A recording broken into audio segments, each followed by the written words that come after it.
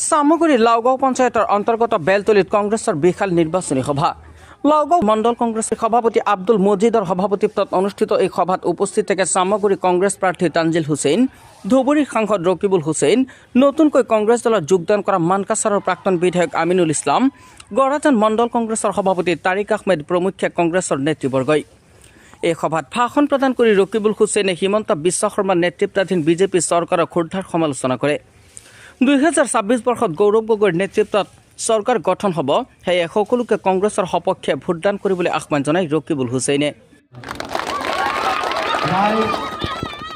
অহা 9 তাৰিখে নিৰ্বাচন।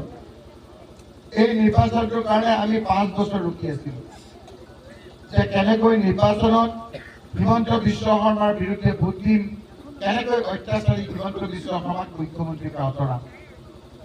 এই সময়খিনি আহিছে, এই সময়খিনি সকলোৱে একগোট হৈ পেলাই হিমন্ত বিশ্ব শৰ্মাৰ বিৰুদ্ধে যুঁজিব লাগে।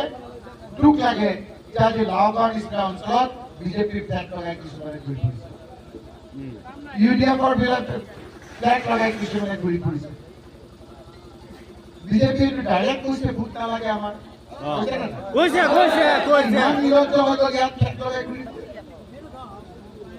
তেনেকুৱা মুনাফিক থাকে ইতিহাসত আছে। এইসকলে ভোট নষ্ট কৰিব পাৰিব নেকি? তথাপি মই কৈছো যে এইকেইটা দিনৰ ভিতৰত সেইসকলকো লৈ লওক। এইটো সময় সকলোৱে একগোট হোৱা সময়। খবৰদাৰ গুজৰি মৰাণ, মটক, আহোম, টিকানেট চব একগোট হৈছে। হিমন্ত বিশ্ব শৰ্মাৰ বিৰুদ্ধে ভোট দিবলৈ একগোট হৈছে। গৌৰৱ গগৈৰ সমৰ্থনত সকলো ৰাজপথলৈ ওলাই আহিছে। উজনি কওক, নামনি কওক, বৰাক কওক, পাহাৰ কওক, সকলোফালে কংগ্ৰেছ কংগ্ৰেছ কংগ্ৰেছ কংগ্ৰেছ, গৌৰৱ গগৈ গৌৰৱ। আৰু এতিয়া লাগাত কিছুমান মানুহে আহি বিজেপি কৰে। ইউডিএফক যদি আপোনালোকে এটা ভোট দিয়ে, এটা ভোট কংগ্ৰেছৰ নষ্ট হ'ব, তাৰমানে 2টা ভোট বিজেপিক দিয়া হ'ব।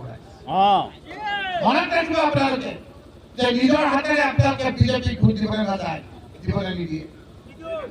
নিজৰ হাতৰ উদাৰখন ভৰি মাৰিবলৈ নাপাৰে, এবাৰ চিন্তা কৰিব যায়।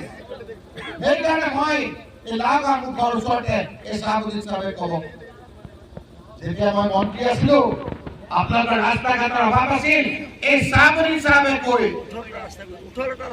18টা ৰাস্তা একেদিনাই অৰ্ডাৰ কৰি ইয়াত কৰা হৈছিল নাই, এই চাহবুজিলৈকে প্ৰৱেশ কৰি অভিজ্ঞ লোকসকলক বুজিব লাগে। কাম কেনেকে কৰে মই জানো। এই লাউগাঁৱত মই এদিন আহিছিলো জিলা পৰিষদৰ মিটিঙত। মোৰ বিশ্বাসত আপোনালোক সকলোৱে লাউগাঁৱত জিলা পৰিষদ শিকাই দিছিলে নাই? এইবাৰ আপোনালোকে তানজিল হুছেইনক দিয়ক। আপোনালোকৰ বিপদ আপদত মোক দি দিয়ক। আপোনালোকে শান্তিৰে থাকক, খুচিৰে থাকক। বিপদৰ সময়ত মই সন্মুখৰ পৰা যুঁজিম আপোনালোকৰ কাৰণে। NRCৰ সময়ত এই বদলি ৰাজবংশী আহিছিল নেকি আপোনালোক? নাই। মই ৰকিবুল হুছেইনে চাহাবুদ্দিনৰ চবকে লৈ আপোনালোকৰ কেছবিলাক সুপ্ৰিম কোৰ্টলৈ গৈ কপিল চিবালৰ দৰে ডাঙৰ উকিল ধৰি নিশ্চিত বিপদৰ পৰা ৰক্ষা কৰিছিল। এইবাৰ যে SR হৈছিল, বিভিন্ন যে অভিযোগ কৰিছিল, এই সময়ত এইসকলে সহায় কৰিছিল নেকি আপোনালোকে? নাই কৰা। মই ইলেকশ্যন কমিশ্যন অফ ইণ্ডিয়া IRCৰ পৰা যিসকলে আপোনালোকৰ লগত বেনামী কেছ কৰিছিল, সেইসকলৰ বেনামী কেছ কেঞ্চেল কৰি আপোনালোকক নিশ্চিত বিপদৰ পৰা ৰক্ষা কৰিছিলো। এইসকলে বিজেপিয়ে 30,000 ভোট কাটি দিব বিচাৰিছিল।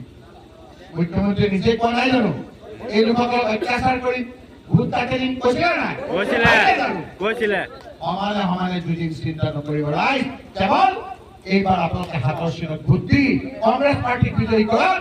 গৌৰৱ গগৈ ডাঙৰীয়া মুখ্যমন্ত্ৰী হ'ব, তেওঁৰ লগত তানজিল হুছেইন থাকিব। আৰু এই শপত আপত আপোনালোকৰ দলত জইন কৰিছো, মই এতিয়া কংগ্ৰেছ হৈ গৈছো, হয় নে নহয়? আৰু এটা খবৰ দিওঁ, আজিৰ দিনটোত UDFৰ দুজনকৈ বিধায়ক, মই আমিনুল ইছলাম, ৰাজিপাৰা সমষ্টিৰ বিধায়ক শামছুল হুদা ডাঙৰীয়া, দুজনে আজি কংগ্ৰেছত জইন কৰিছো। এইকাৰণেই মেছেজটো দিব বিচাৰিছো, UDFৰ যি ৰাজনীতি, সাম্প্ৰদায়িক যি ৰাজনীতি, বিভাজনমুখী যে ৰাজনীতি, সেই ৰাজনীতিৰ অৱসান ঘটাব লাগে। আৰু আমি সকলো জাতি জনগোষ্ঠী আমি সম্প্ৰীতিৰে বসবাস কৰিম, শান্তি আৰু উন্নয়নৰ বতৰা আনি লৈ আনিম, এনেকুৱা এটা ৰাজনীতি কৰিব লাগে। আৰু ৰকিবুল হুছেইন ডাঙৰীয়াই আৰু গৌৰৱ গগৈ ডাঙৰীয়াৰ বলিষ্ঠ নেতৃত্বত অহা দিনত অসমত শান্তি আহিব, সম্প্ৰীতি আহিব আৰু সাম্প্ৰদায়িক শক্তি বিনষ্ট হ'ব। এই কথাটো স্পষ্ট। আমি এই কথাটো বিচাৰিছোঁ। আজি বেছি দীঘলীয়া বক্তব্য নহয়, আজি এটা কথা ক'ব বিচাৰিছোঁ এইকাৰণেই যাতে অহা দিনত আপোনালোকে সকলোৱে আমাৰ মৃত্যুজনৰ প্ৰাৰ্থী তানজিল হুছেইন ডাঙৰীয়াক অহা 9 তাৰিখৰ ভোটত আপোনালোকৰ মহামূল্যৱান ভোটটো দি সৰ্বশক্তিৰে নিয়োজিত আমি বুজি ল'ব লাগিব। এই বিজেপিয়ে যেতিয়া আমাৰ ভোট কাটিব বিচাৰে আৰু AIUDF তাক সমৰ্থন কৰে। এটা কথা কওকচোন, হিমন্ত বিশ্ব শৰ্মা ডাঙৰীয়াই আমাক মিয়া মিয়া মিয়া কৈ গালি পাৰে, হয়নে? তেতিয়াহ'লে সেই বদৰুদ্দিন আজমল ডাঙৰীয়া আপোনালোকে গুৱাহাটী গ'লে GS ৰোডত দেখা পাব যে আজমলৰ নিজৰ দোকান 4-5খন গৈ পেলাই এটা ৰাস্তাতে আছে আৰু গুৱাহাটী এয়াৰপৰ্টতো তেওঁৰ দোকান খুলিবলৈ অনুমতি দিছে। কেনেকে দিছে? যদি তেওঁ ইমানে আমাক বেয়া পায় যে আজমল ডাঙৰীয়া কেনেকে তাত দোকান খুলিব দিছে? তেওঁলোকেতো অনুমতি নিদিব লাগিছিল, হয়নে নহয়? এই বস্তুটো হৈছে তেওঁলোকৰ ভিতৰত এতিয়া খোলাখুলি কৈ পেলাই তেওঁলোকৰ লগত এতিয়া বন্ধুত্ব হৈছে। আৰু বদৰুদ্দিন আজমল ডাঙৰীয়াক আমি যে চবে বদৰুদ্দিন আজমল ডাঙৰীয়াক কওঁ, কোনোবাই আজমল চাহাব বুলি কওঁ, বদৰ চাহাব বুলি কওঁ, হয়নে? এই আজমল চাহাবক মুখ্যমন্ত্ৰী ডাঙৰ প্ৰিয় বন্ধু এই আজমল চাহাবক কি বুলি মাতে জানে? বন্ধু ভাই। আমি মাতলে বহুত ভাল লগা আমাৰ বন্ধু বা তোমাক নিজৰ আচল নামটো নামাতি বেলেগ নামেদি আমাৰ এটা ৰকিবুল হুছেইন ডাঙৰীয়া আহিছে। মই এটা ক'ব বিচাৰিছোঁ, আপোনালোকে বাছ এই 9টা দিন কষ্ট কৰক। 9টা দিন কষ্ট কৰাৰ পিছত 5 বছৰ মই আপোনালোকৰ কাৰণে কষ্ট কৰি পাইছোঁ। মৰম হৈছে এইটো মৰম যোনটো আপোনালোকে আমাক দিছে, এইটো মই পুৰা জীৱন মনত ৰাখিব বিচাৰিছোঁ।